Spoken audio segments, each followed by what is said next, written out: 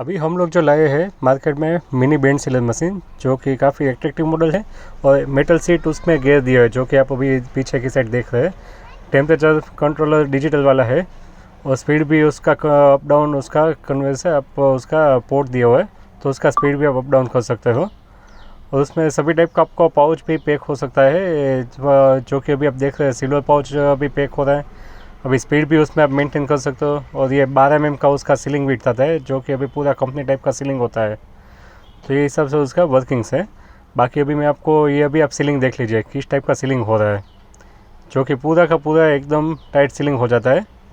और अभी हम लोग दूसरा पैकिंग भी उसमें सील करके दिखाते हैं, ये अभी आप देख लीजिए, जो कि PP type heat sealable bag है, वो भी एकदम बढ़िया तरीके से उसमें पैक होता है। और कोई भी आपको ये मशीन के बारे में ज़्यादा जानकारी चाहे तो आप श्री हरि ट्रेडर्स राजकोट गुजरात पर उसका कॉन्टैक्ट कर सकते हो। और हमारा मोबाइल नंबर है 7046856640।